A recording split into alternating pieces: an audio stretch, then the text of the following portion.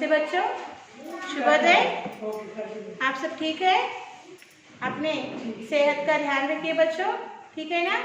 और ऑनलाइन पढ़ रहे हैं हम लोग, ऑनलाइन स्टडीज कर रहे हैं ना? हर वीडियो को ध्यान से देखिए और समझने का प्रयास कीजिए बच्चों। आज हम 10th class first language Hindi का जो पार्ट 5 है, सॉरी पार्ट 10 है, पार्ट 10 लेसन 10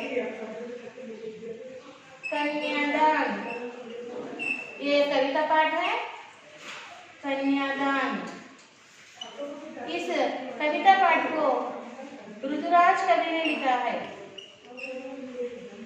ऋतुराज कवि, ऋतुराज की यह कविता पाठ है। इसका हम जो शेष भाग है उसका आज हम इस सेशन में अध्ययन करेंगे बच्चों। तो आपके टेक्स्ट बुक पेज नंबर 72-73 को लिए, ओके ना? आज हम इस कविता पाठ के शेष पंक्तियों का अध्ययन कर रहे हैं, ठीक है ना? देखिए, आपका क्लास बुक निकालिए बच्चों।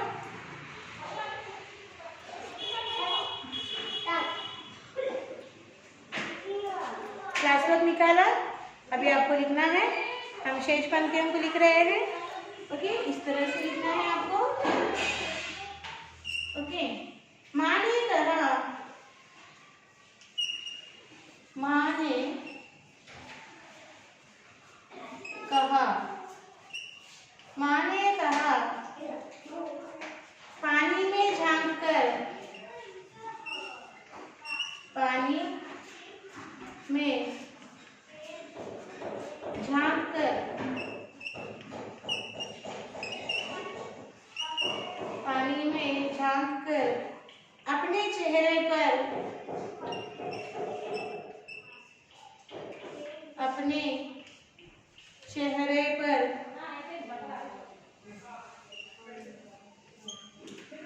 मत रीझना, मत रीझना,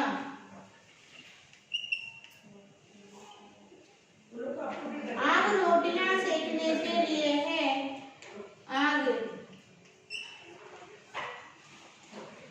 रोटियां,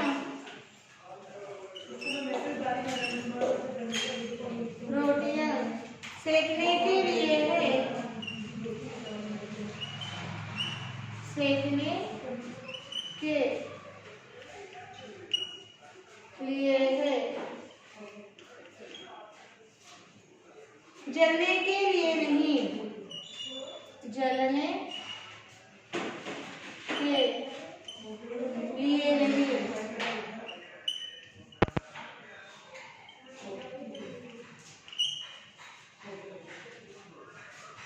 वस्त्र और आभूषण, वस्त्र और आभूषण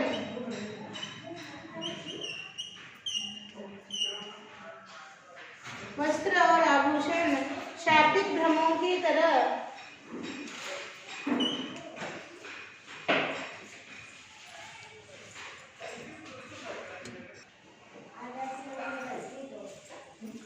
वस्त्र और आभूषण, वस्त्र और आभूषण शाब्दिक भ्रमों की तरह, शाब्दिक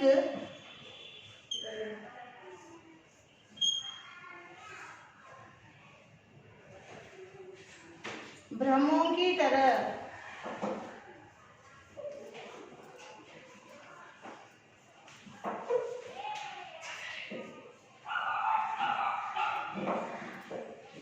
बंधन है स्त्री जीवन के, बंधन है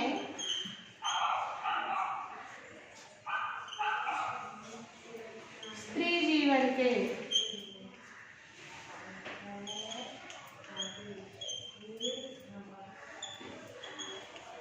ठीक है, देखिए कविता की पंक्तियां हैं। माँ ने कहा, पानी में झांककर अपने चेहरे पर मत रिझाना, आग रोटियां सेकने के लिए है, जलने के लिए नहीं।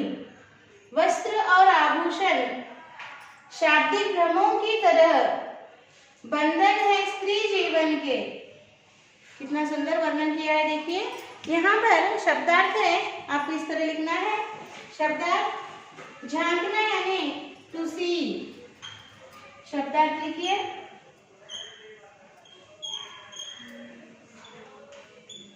झांकना,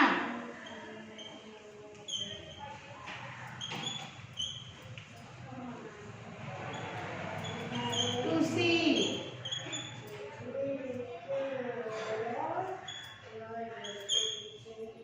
रीझना यानी अट्रैक्ट, ओके, अट्रैक्ट। रीझना मोहित होना, अट्रैक्ट रीझना।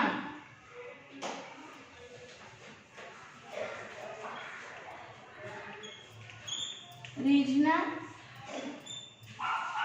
Attracted, attracted.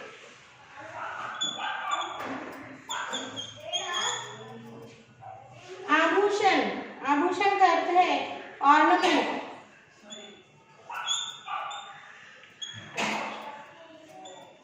आभूषण का अर्थ है ऑर्नामेंट।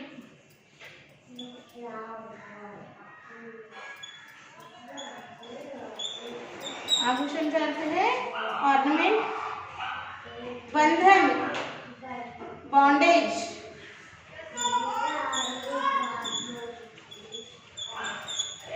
बंधन का अर्थ है बॉन्डेज।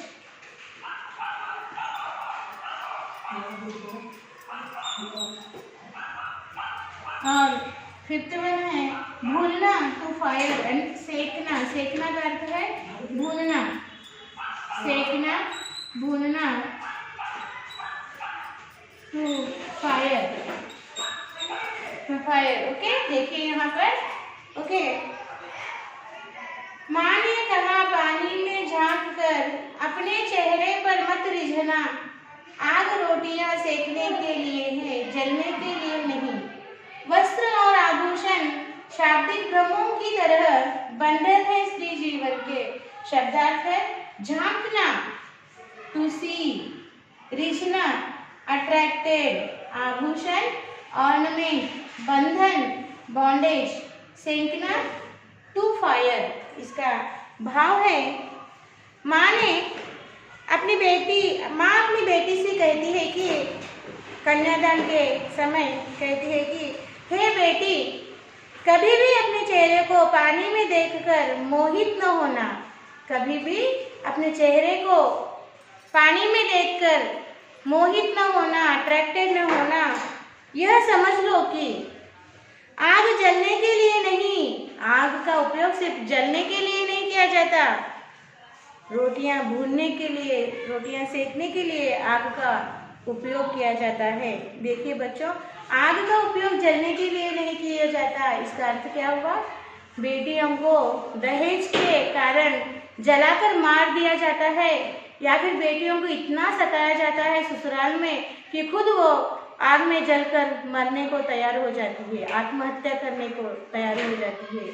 तो यहाँ पर कवि ने कितना अच्छा तात्पर्य दिया है। देखिए, माँ कह रही है अपनी बेटी को विदाई देते समय, विवाह में कन्यादान कर कर बेटी को विदाई देते समय कह रही है कि हे बेटी, पानी में झांक कर अपने चेहरे को पानी में देखकर मोहित मत होना। ओके, और आग जलने के लिए नहीं है, रोटियां सेकने के लिए है। वस्त्र और आभूषण ये सब भ्रम है, वस्त्र और आभूषण यह सब भ्रम है। ओके, और हमारे स्त्री जीवन के प्रतिबंध है, इसलिए उन पर कभी भी मोहित न होना। वस्त्रों के लिए, आभूषणों के लिए कभी मोहित न होना।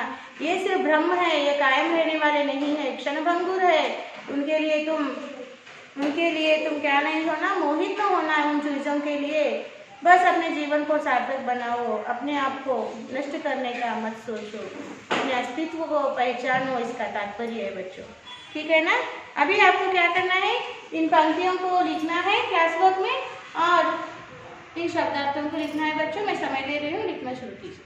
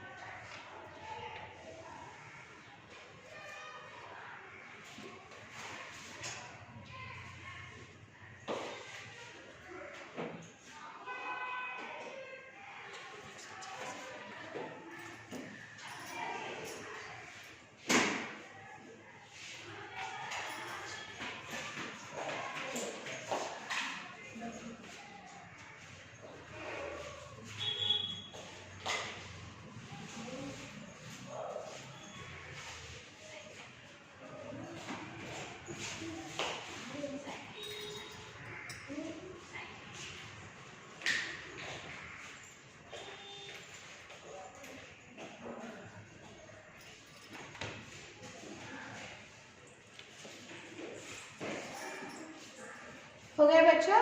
हम शेष पंक्तियों को लिखेंगे।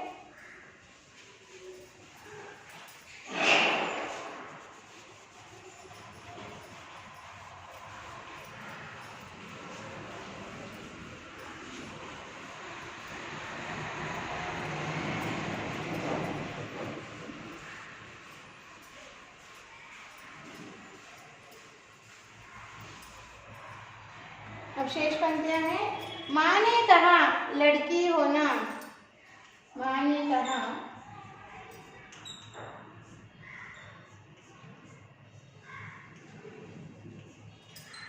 लड़की होना,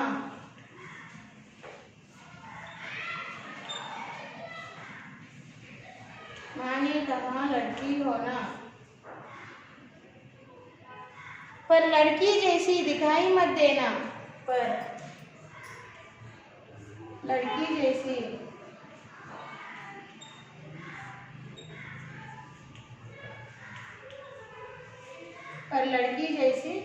दिखाई मत देना।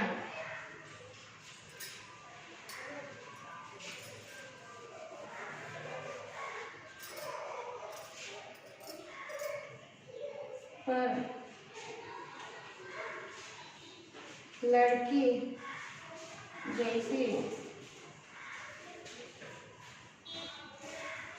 दिखाई मत देना।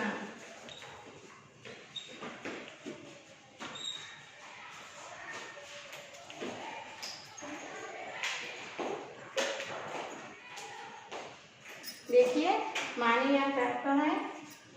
माँ ने कहा लड़की होना, पर लड़की जैसी दिखाई मत देना का तात्पर्य क्या है? माँ ने कहा अपनी बेटी से, बेटी स्त्री जैसी रहो लेकिन स्त्री जैसी दिखावट न दिखाओ। बेटी स्त्री जैसी रहो मगर स्त्री जैसी दिखावट ना करो। ओके, स्त्री जैसा बनने का शौक मत करो। यानी कि यहाँ इस बात का तात्पर्य है स्त्री अबला नहीं होती, वो सबला है। स्त्री शक्तिहीन नहीं होती, शक्तिवान है। स्त्री आदि शक्ति का रूप माना जाता है, उसमें देवी का वास होता है। अपने आप को कमजोर न मानो, अपने आप को लड़की समझकर, अबला समझकर कमजोर न मानो। स्त्री होने का दिखावा मत करो, तुम स्त्री हो, स्त्री शक्ति को पहचानो, इसका अर्थ है बच्चों। ओके, अब इसके शब्दार्थ इस तरह से है। शब्दार्थ लिखिए। शब्दार्थ माँ, माँ का अर्थ है मदर, माँ।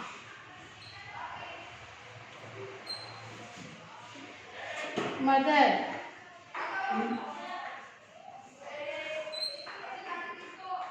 सेकंड वर्ड है दिखाई, शो।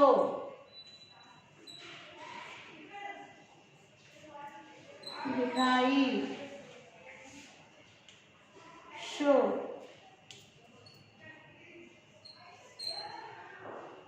मत, नो।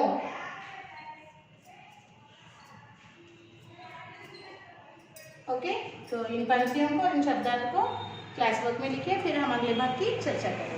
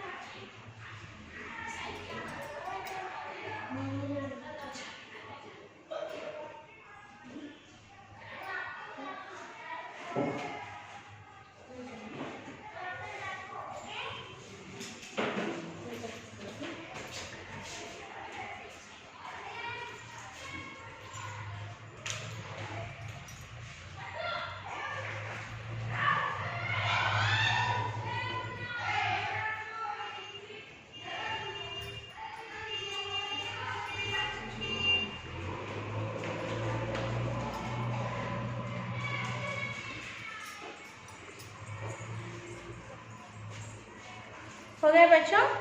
अब देखिए इस संपूर्ण कविता का एक बार सारांश हम देखेंगे। ओके, संपूर्ण कविता का सारांश इस प्रकार है बच्चों। ऋतुराज अपनी कविता कन्यादान में माता पिता की भावना कैसी होती है और कुछ नियमों के बारे में जानकारी देना आदि का वर्णन किया है।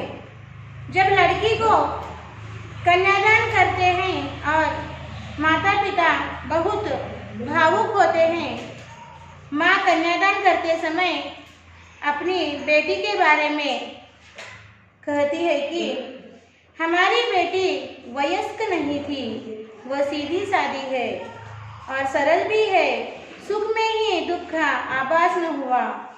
माँ अपनी बेटी से कहती है कि हे बेटी, अपने चेहरे को पानी में देखकर न मोहित होना। आग जलने के लिए नहीं, रोटियां सेकने के लिए है। वस्त्र और आभूषण आदि जीवन के लिए प्रतिबंध है। यह बात समझ लेना, उन पर आकर्षित मत होना। समझ में आया बच्चों? हम एक बार इस कविता का पठन करेंगे। कितना प्रामाणिक था उसका दुख, लड़की को दान में देते वक्त, जैसे वही उसकी अंतिम पूंजी हो। लड़की अभी सयानी न थी, अभी इतनी भोली सरल थी कि उसे सुख का आभास तो होता था, लेकिन दुख बांचना नहीं आता था।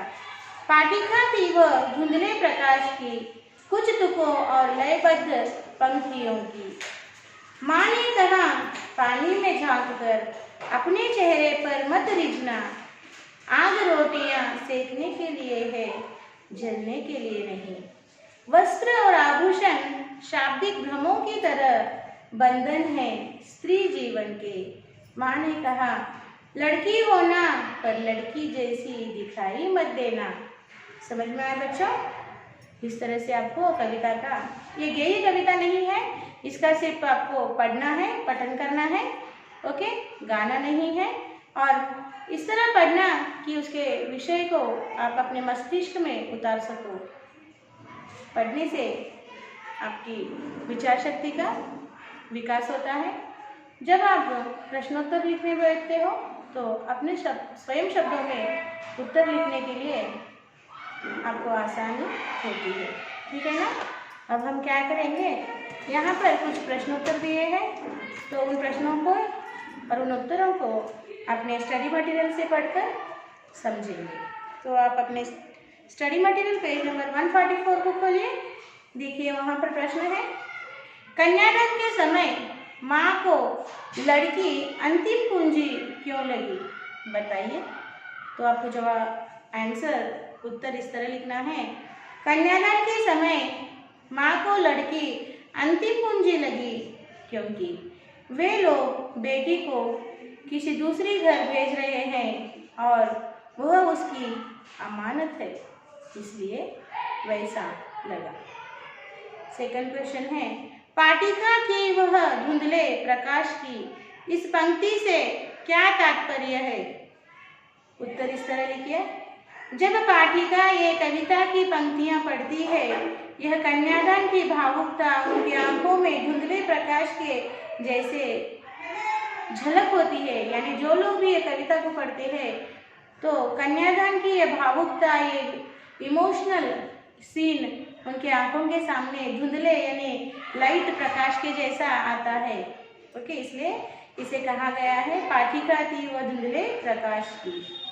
थर्ड क्वेश्चन देखिए, सुख दुख के समय हमारा व्यवहार कैसा होना चाहिए।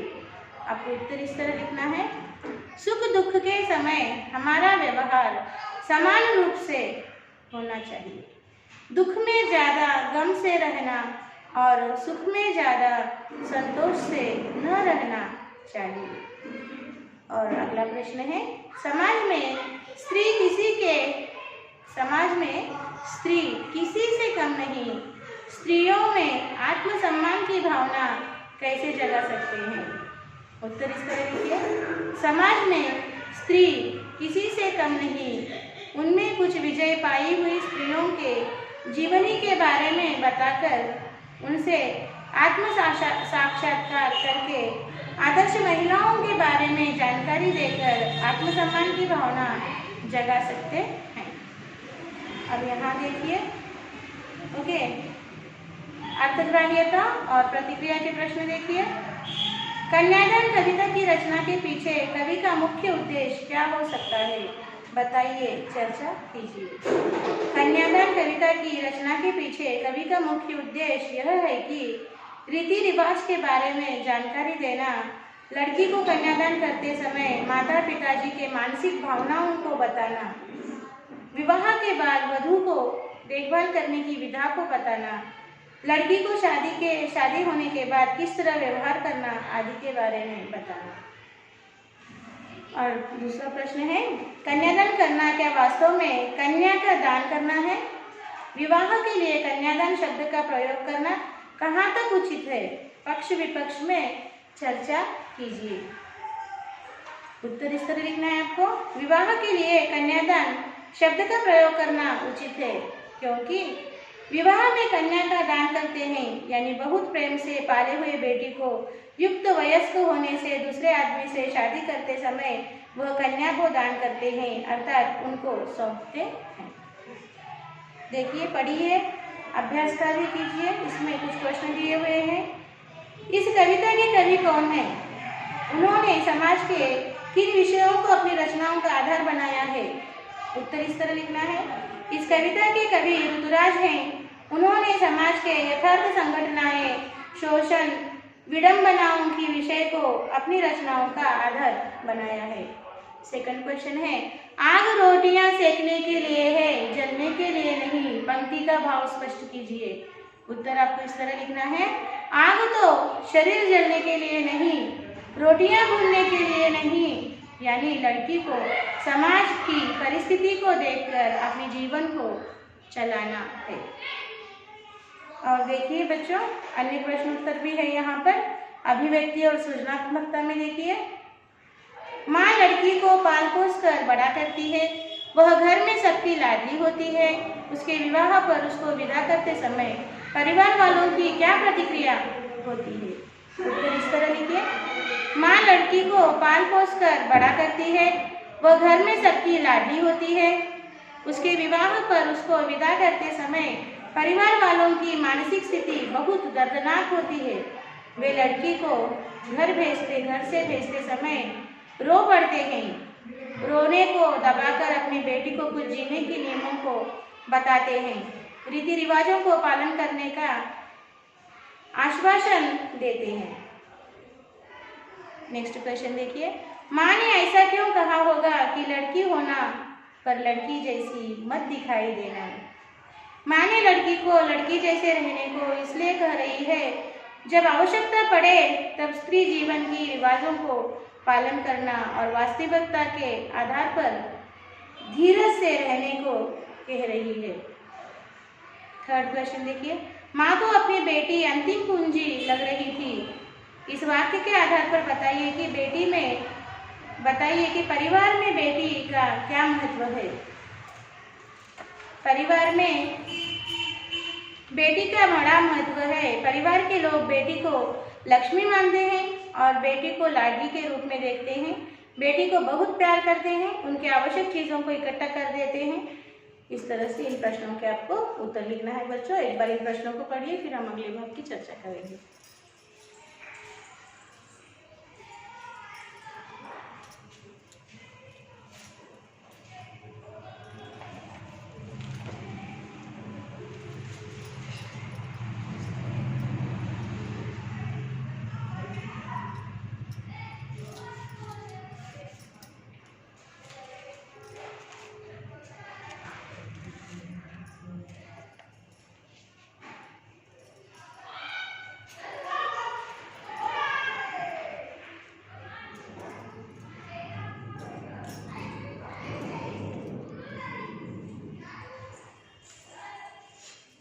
देखो बच्चों, हमने इस पाठ से संबंधित सभी प्रश्नोत्तरों को मैंने आपको पढ़कर सुनाया है, समझाया है।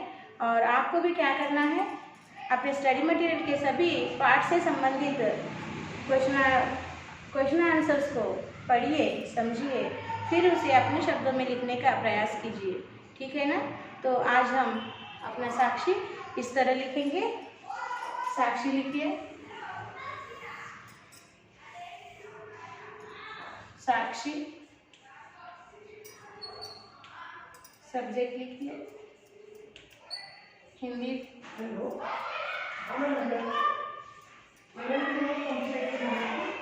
Class and HW. Learn and write all question and answers from lesson 10 in HW one time. PS और PS। यहाँ पर पेरेंट्स साइन लेना है, यहाँ पर टीचर यानी अध्यापक आपको साइन देंगे। और बच्चों, दिया हुआ गृह कार्य होमवर्क समय पर कीजिए और जो आपको स्कूल का मेल आईडी दिया है बच्चों, उस मेल आईडी को भिजवा दीजिए। समय में भिजवाना, कोई पेंडिंग वर्क्स मत रखिए और हस्ताक्षर सुंदर होने चाहिए। आप 10वीं कक्षा के बच्चे हो, बोर्ड एग्जाम के समय हैंड राइटिंग यानी हस्ताक्षर को देखकर ही आपको मार्क्स दिए जाते हैं।